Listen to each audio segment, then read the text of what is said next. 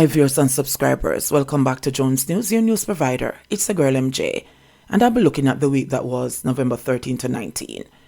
Now, professional clown caught on video intimidating passengers arrested and charged. The police are reporting that a man seen in a viral video harassing and intimidating passengers in a taxi in the downtown area Kingston on Monday has been charged. Charged with assault of common law, disorderly conduct, and indecent language is professional clown 32-year-old Ramon Silvero. Couldn't have found a better profession. Silvero was captured on camera, demanding that passengers exit a taxi that was allegedly unwilling to participate in Monday's protest. Now, Monday's protest, taxi operators were demanding an amnesty, traffic ticket amnesty from the government, after they were the ones who racked up traffic tickets because you're indisciplined, unruly, and disgusting. Sorry for that word, but that is how I feel with most of them. We're protesting that the government need to give them time to pay their traffic tickets. Now, if you get a traffic ticket, when you get a traffic ticket, aren't you supposed to pay your traffic tickets? Why are your traffic tickets piling up that you have 40, 50, 60, 70, 80, 100 and odd? So they were protesting. No, Silvera doesn't own a taxi. He doesn't drive a taxi. He's a loader man. And for those persons who don't know what a loader man is somebody who tries to persuade passengers to go into a particular taxi that he's loading. Because after he gets a taxi loaded, then he's paid maybe a passenger fare, or he's paid a fee for loading that taxi. So this is what he does. Doesn't drive a taxi. But yet still he was going around with a stick intimidating people, harassing people to get out of a taxi that was operating, who was not participating in the protest. He was later arrested and charged. No Jamaicans were locally and in the diaspora were rejoicing because everybody saw the video and they were upset. People were angry. So when he was taken into custody, here was this big old bad man now sitting down in a station a cry. And say, I no cry, I cry. But I sweat because them spray pepper spray in my eye. Because of course the picture and videos went viral. So he is scheduled to appear before the courts on January 12, 2023. Hopefully to face some jail or prison time for him to understand himself and for others to understand that you don't go around and threaten people and intimidate people just because you feel that you have the power on that particular day. But to make matters worse, Zip FM, a female presenter at Zip FM, did an interview with Silvera, and presented Silvera with a baton, with a ribbon, and this has created a whole nother avalanche of angry comments, and people are upset. Corporate Jamaica, some companies have pulled their ads from Zip Digital included for a month, and people are now saying that, listen, that presenter needs to be fired. But what I looked at when I saw that picture, I don't know how many of you saw it. This young man, the clown's hand was around the young lady's waist. So the type of females that we are dealing with on this island. You have to wonder where their headspace there. What is happening? What am I thinking about? That this young man, not discriminating against people, but if I'm going to interview this young man, which I wouldn't, where would this young man be able to put his hand around my waist? Leaves a whole lot of question to the character of this presenter, but that is for another day. Moving on to another story. Venetia Hilton killed, spouse arrested after fight over attendance at a party. 35-year-old craft vendor Venetia Hilton of Sheffield Retreat District in Westmoreland is dead, and her common-law husband in police custody, following a domestic dispute over attending a party on Sunday night in Top Hill District, Retreat in Westmoreland. The Westmoreland police are reporting that about 2:25 a.m., the common-law husband went to the Negril police station and reported that he and his common-law wife and her 2 children were at home when they had a dispute over her attending a party. The common-law husband said they had a fight, and he used his fist to hit her in her face. She fell on the ground, hitting her head, and was immobile. The police report that on arrival, the lawmen saw the garage grill along with the back door opened. Her lifeless body was seen face down in a pool of blood on the bedroom floor, with what appeared to be marks of violence on her back and head. She was transported to the Savannah hospital where she was pronounced dead. You can't really and truly tell me wrong with them people. What's wrong with them, man? Yeah? The woman said she want to go to one party. The people, before me even get to that, people don't understand that in a relationship, communication is very important. If you don't have communication, you don't need to go in separate ways. So she want to go to the party, obviously. The man said no, him don't want her to go to the party. The woman at 35, she's an adult. Yes, you're a woman. But if the woman say she want to go to the party and the woman don't want to listen to her, brother, you not go in a separate ways, man. Because obviously it not work out because she not listen to you. She want to do what she want to do. And you are trying to get her to stop and do what she want to do. So obviously you not see eye to eye in the relationship here. There's no rhyme or reason if you put your hand on a woman. And I don't think it's just one fisting give her. Because the police said that when they found her, she had what appeared to be marks of violence on her back and head. So one thump her, then even if a thump her, brother, make a thump her so hard, me brother, that you make she drop on the floor, lick her head and dead. So we are going to be watching this one to find out if he's going to be charged, because up to recently he was not charged. We're going to see if he's going to be charged and what he's going to be charged with. But man, listen, man, don't put on hand on the woman them. If you can't see eye to eye, brother, on go on. None of no own nobody. She not own her, you not own her. So if you can't see eye to eye, they're not even married, common law husband. Split up the things that man, I want to go on in separate ways. And you know, so listen, if she have a pitney, you look after the pitney, or if you have a pitney, she knows so she contribute to look after the pitney them. But what kind of life when I have a pitney, I grow up in a way? I don't think this is the first fight. Physical fight. Not just verbal confrontation, but physical fight. And the pitney, I grow up for witness this, brother, this not right. You know, separate and go in separate ways. If you can't agree, nobody not own nobody. Where she have a fear and where you have a fear. Moving on. So PM Holness declares the state of emergency on Tuesday during a press conference at Jamaica House. He said that the increase in crime and violence presents a threat to property and public order. PM Holness said after careful consideration on the advice of the security chiefs, he has decided to advise the Governor General that it was necessary and indeed appropriate to declare states of public emergency in these areas. According to PM Holness, and I've quote, according to PM Holness, we have seen an increase in criminal activity in these areas, and indeed a threat to property and in some instances public order.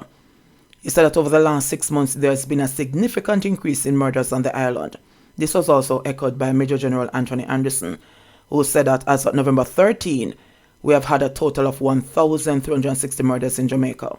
It's really at that point an increase of 6.8% over last year.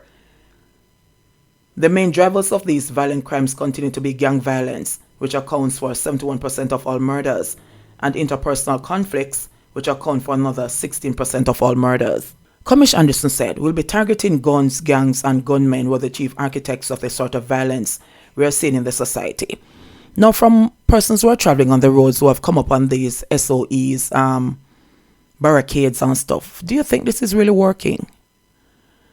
You know, I have a holy part. There's so much that I need to say about this, but time won't allow it. But is it really working? You come up on one blockade and one blockage across the road and two soldiers or police, I say, winding your window and them are looking at you, look through your window and look upon you. I know every criminal have a look, you know.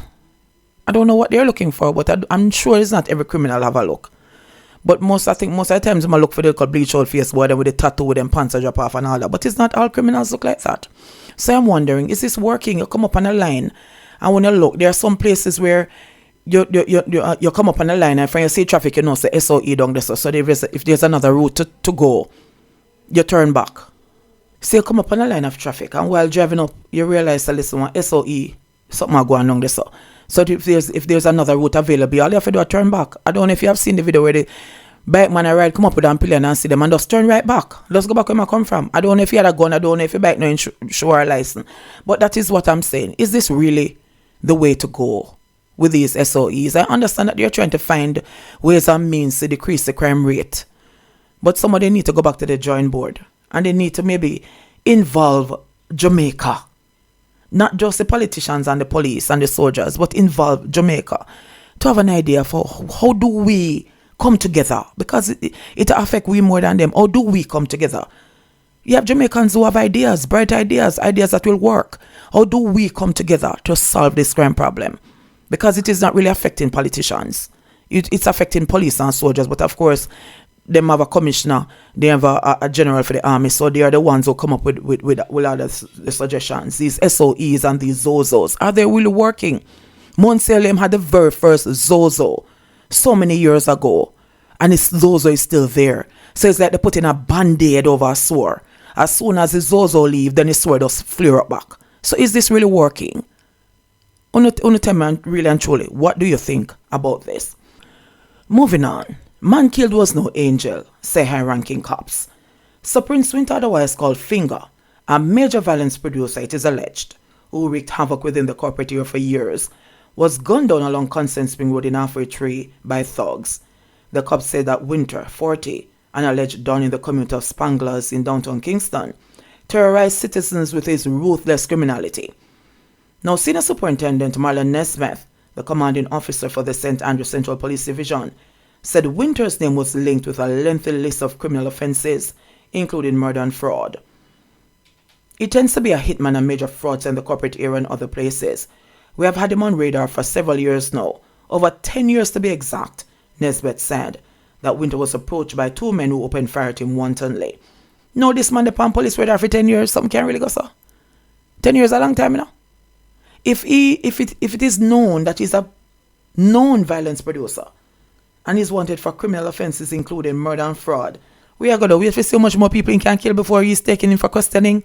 He becomes a person of interest or he's wanted. 10 years? Marlon Nesbitt should be ashamed of himself. And the other persons who utter this should be ashamed of themselves that this man, how many other persons are out there on the radar for 10 years, 8 years, 5 years, 7 years that are on the radar that is a known violence? But ever hear such foolishness in all your life?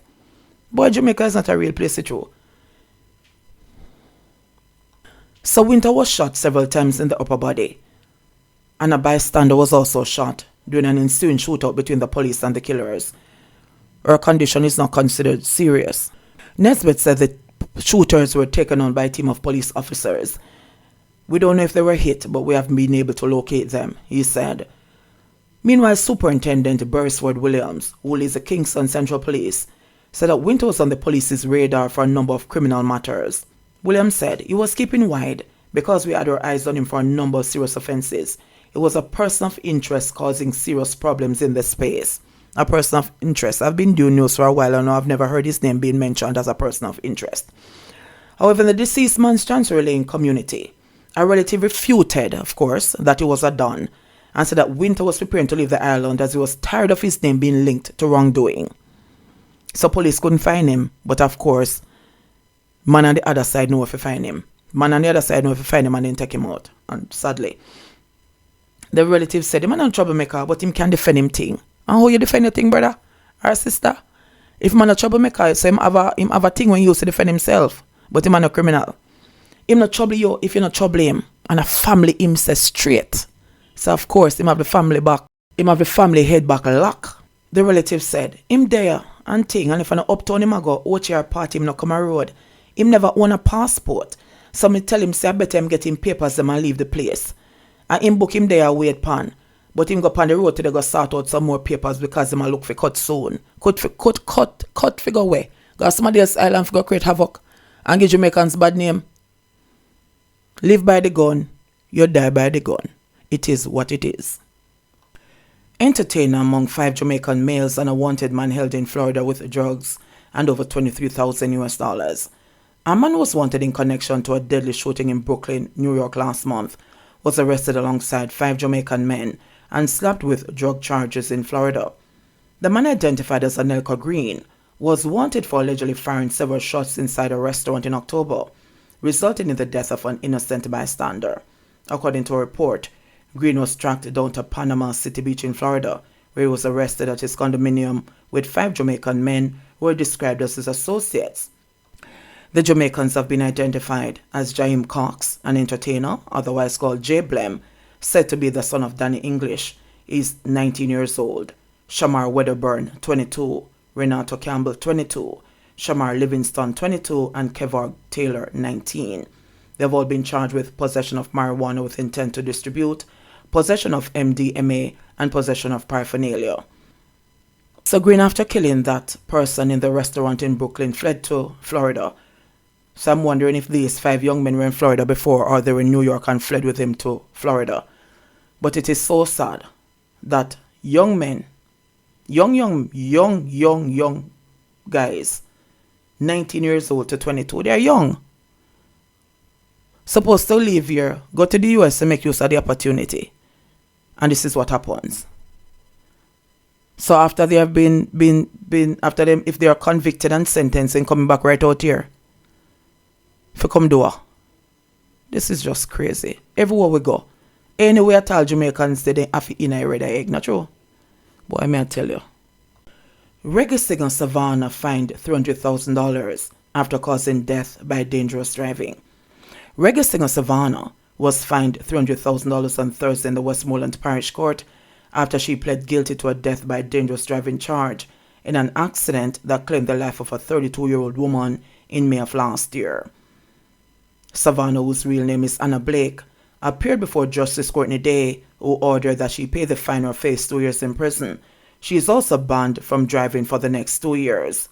According to the police, Blake was traveling along the Scott Cove Main Road in Whitehouse, Westmoreland, when the Honda City motor car she was driving collided with a Honda Fit going in the opposite direction. Ordia Cordell, who was a passenger traveling in the Honda Fit, sustained severe injuries and was admitted to the Black River Hospital, where she later died. Savannah's brother was also injured in the accident. She was also disqualified for a period of 2 years from holding or obtaining a driver's license. It is so sad that day upon day, so many different accidents are happening on our roadways. Persons going about their business are innocently killed because some idiot upon the road who can't drive. Most of them decide they don't even know when to overtake. People feel say fast driving or driving. So this young lady has lost her life because of the carelessness of Savannah. It is so sad. But even though people are saying that, listen, it's just because he's a reggae artist and she's fined $300,000. But in manslaughter cases, a lot of times this is what happens. Traffic accident cases. So it's not just her, but it is how the system is set, where people are fined most times. It is so sad that daily these accidents have created mayhem in some families. People are devastated. Lives have been destroyed. And the sad thing about it is that if the person is given some jail time, you feel like you're not so bad. You just feel like, yes, I have gotten justice. But we just paying a meager fee. Because for her, this would more or less be a meager fee. And being banned for 2 years. It just, and part of the family, it just don't feel good. Justice has not been served. Whereas her family is rejoicing because they must say, listen, we know it was a mistake. We know she never intentionally go out there to kill somebody. So there are so many different ways to look at this. But people have to understand that it's not because she's a reggae singer, she's quote unquote well known. But this is the law. A lot of times manslaughter cases, persons are not given jail time if you have a right lawyer. You instead pay a fine, your license suspended, and your life continue. That is what it is, sadly.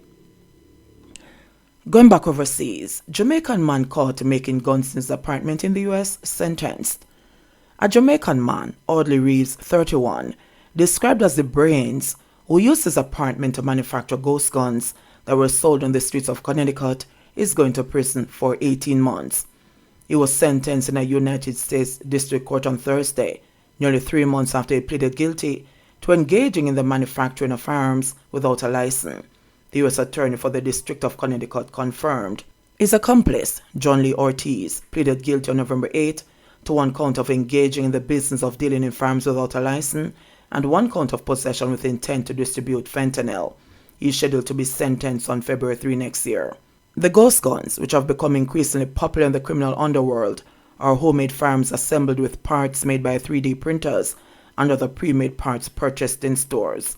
According to law enforcement authorities, in most cases, they do not have a serial number or other identifying markings, making it almost impossible to trace them to the owner, seller, or manufacturer.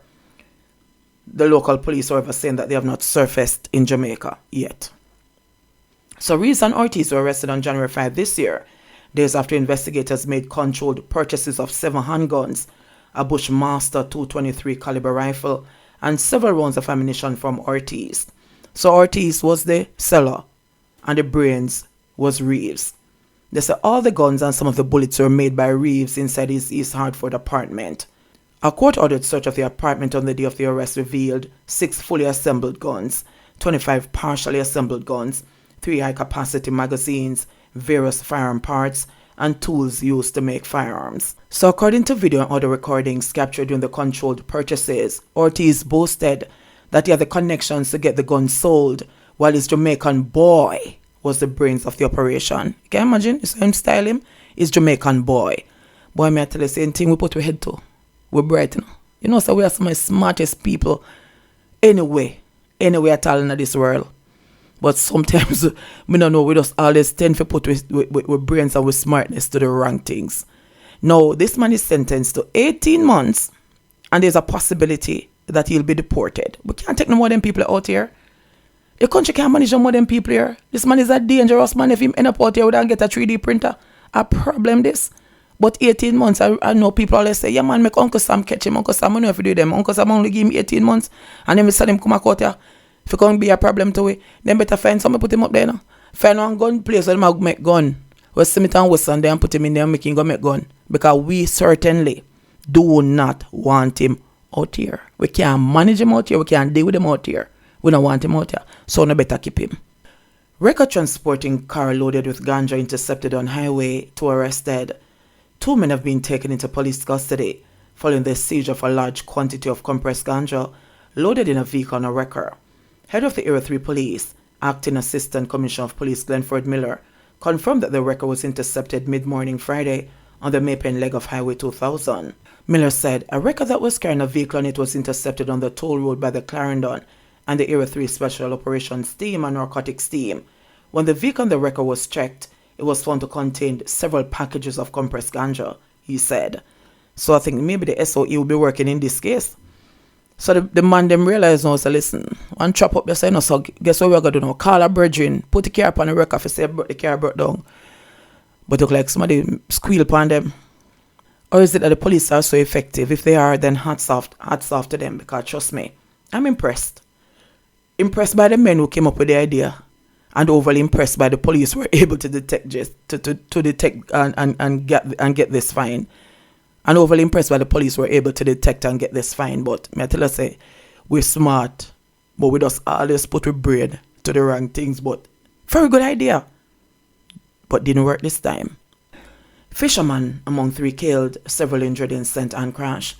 A fisherman identified as 40-year-old Walwyn Smith of Steertown in St. Anne, and 11 other people were injured following a 2-vehicle crash along the Laughlands Main Road in St. Anne. Police say the incident occurred sometime before 7:30. Reports said that Smith and 2 others were returning from a fishing trip when they collided with a bus owned by a Guardsman Security Company. 2 other persons have since succumbed to their injuries. However, their identities have not yet been released by the police. Smith was driving in a Toyota Wish motor car, collided in a Guardsman bus that was transporting security officers. The crash caused a massive pileup of traffic as the police, firefighters and the ambulance rushed to the scene to secure the wounded people who were taken to the St. Anne's Bay Regional Hospital. An eyewitness on the scene was very upset because he criticized persons that were there seeking to capture footage of the crash instead of rendering assistance. And he said, "I'll me depend. One of you can help me take out the man out of the car now. Everybody turn up their video. Cause me spin run the car to go back to the hospital where nobody now help," he lamented. So of course, taking pictures, being the first to put it up on social media is so much more important than trying to save a life of a brother or sister, regardless of who caused the accident. Life is more important. Nobody no purposely go out there for say listen. Even though it is careless driving and careless overtaking and madness, nobody no really go out there for say listen. You know, I'll kill some people today. I don't think nobody intentionally goes out there to do that. So guys, may I beg you now, put on your video a little bit now. Just put on your phone a little bit. Me know everybody excited because the phone's smart. And sometimes even smarter than enough of us. But make we just lend a helping hand if we can. As long as you're able to manage it, lend a helping hand. Let us try and help our brothers and sisters. Let us return the love that we used to have. And ending the news on a good note this week. Tyrese Billy saves drowning woman on his birthday. A trip during his lunch break to collect a gift. Since Wednesday was his birthday, ended in 22-year-old Tyrese Billy saving a woman's life at Kingston waterfront. Billy said that the split-second decision to jump into the Kingston harbor after realizing the woman needed help was second nature, as it could have been someone he knew.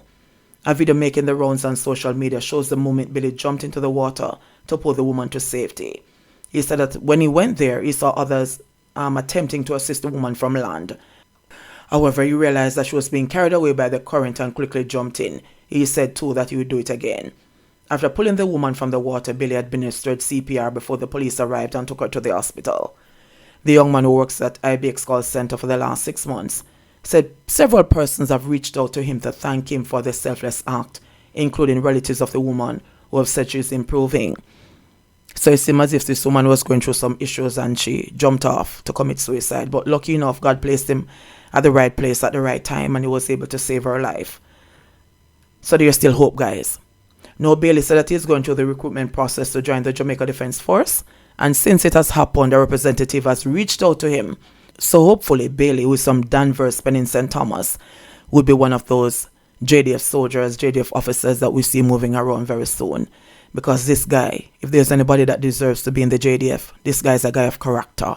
This guy is a guy that Jamaica, the Jamaican young men should look up to. Selfless. Amazing story. And we wish him all the best. May God continue to bless him and may God continue to keep him safe.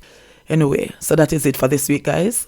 Have yourselves a blessed week. Keep safe, walk good, hold on your head down. Until next time, it's your girl MJ. Enough love, blessing, respect, and remember, like, share, subscribe, and talk back to me. One love.